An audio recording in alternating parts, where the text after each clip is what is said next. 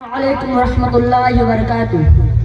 الحمد لله كفى والصلاة والسلام على عباده الذين اصطفى عما بعد فأعوذ بالله من الشيطان الرجيم بسم الله الرحمن الرحيم. يا أيها الذين آمنوا قوا أنفسكم وأهليكم نارا وقودها الناس والحجارة. معزز و مکرم صدر محترم کرسی عدالت پر جلوہ افروز حکم صاحبان مشفق و مربی اساتذہ کرام دور دراز سے آئے ہوئے مہمانان اعظام پردہ نشین ماں اور بہنوں، آج کے اس سالانہ تقابلی و انعامی بدر خطابت میں جس موضوع کو لے کر آپ کے سامنے حاضر اسٹیج ہوا ہوں وہ ہے خواتین اور اولاد کی تربیت. امید ہے کہ آپ تمام حضرات میری تقریر کو بغور قد سماعت فرمائیں گے اور ان پر عمل کرنے کی کوشش کریں گے انشاءاللہ. سامعین و سامعات، اللہ تعالیٰ نے جس خاص کام کی صلاحیت عورت کے اندر وداعت کی ہے وہ ہے تربیت اولاد. عورت یہ کام مرد سے 1000 درجہ بہتر طور پر انجام دیتی ہے. ایک معمولی عورت بھی ایک بہترین استادوں سے افضل ہوتی ہے. ایک استاد زیادہ سے زیادہ معلومات ایک بچہ کو فراہم کر سکتا ہے، لیکن محبت و شفقت، ہمدردی، قربانی کے جذبات جو در حقیقت انسانیت اور شرافت سے عبارت ہے وہ صرف عورتی بچوں کے اندر پروان چڑھاتی ہے. تو دیکھیں، کسی بھی قوم کا قیمتی سرمایہ بچے ہوا کرتے ہیں. اس وقت تو وقت کا کھلونا ہے، مگر آگے چل کر وہی مستقبل کے معمار بنیں گے. ان کی کاندھوں پر قوم کی ذمہ داری ہوگی تو اسبار یاسین کو اچھی طرح ادا کریں گے.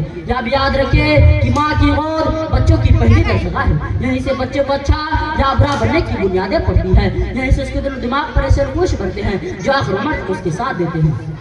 اس لیے بچوں کو کفر شرک سے نفرت، توحید سے محبت، ایثار و قربانی، خدمت خلق اور وطن سے دوستی کا جذبہ پیدا کرنا بھی ان کی ذمہ داری ہے. اگر یہ ذمہ داری بچپن میں اور گھروں کے اندر انجام نہ ہو پائی تو دنیا کے بڑی سے بڑی دانشگاہ، سرکاری یا عالمی پیمانہ پر کوئی تربیت گار نہیں کر سکتے اور اس مقصد میں کامیاب نہیں ہو سکتی.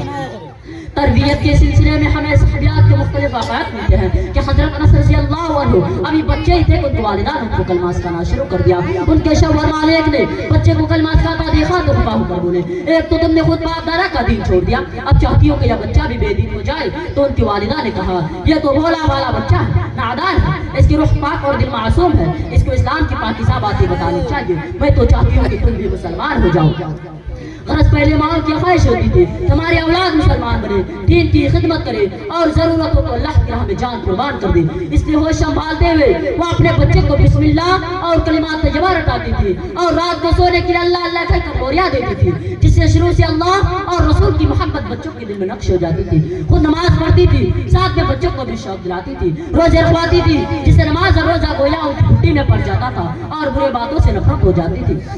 حضرات مجلس، لیکن افسوس کہ آج کل اس طرف ذرا بھی توجہ نہیں. آج کی مائیں چاہتی ہیں کہ ہماری بیٹیاں گریجویٹ ہوں اور بیٹے انگریز بنے اور نئے دور کے مطابق اپڈیٹ کہلانے لگے، مگر کبھی ان کے دل میں خیال نہیں آتا کہ دین حق کا خدمت کا فرض ان پر عائد ہوتا ہے. بچہ ایک ننھی سے لچکدار شاخ کی طرح ہوتا ہے، اسے شروع میں جدھر چاہو موڑا جا سکتا ہے، مگر جب وہ نکل جاتا ہے تو پھر لکڑی کی طرح سخت ہو جاتا ہے. اس وقت وہ مڑ نہیں سکتا، یعنی بڑے ہو کر اس کی عادتیں پختہ ہو جاتی ہے، پھر ان کو اصلاح ہونا دشوار ہے. اگر بچپن میں ایمان و اسلام کے روح سے خالی رہا اور اس کی عادتیں اتوار دین کے سانچے میں نہ ڈھلے اور دعوت حق کا جذبہ اس کے دل و دماغ پر ناسک نہ ہستا تو آئندہ اس کو اس طرف آنا مشکل ہے اور سب باتوں کی ذمہ دار ایک ماں کو گردانا جائے گا.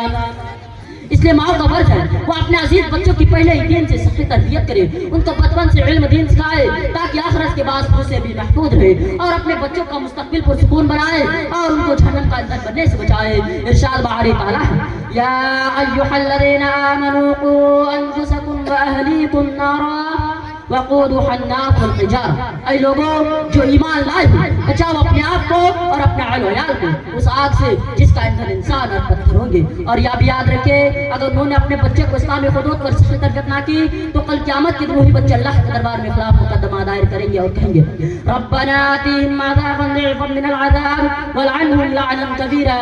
اے رب ان کو دوہرا عذاب دے اور ان پر سخت لعنت کر. اللہ انہیں اس عذاب سے محفوظ رکھے اور اولاد کی صحیح تربیت کرنے کی توفیق دے. آمین.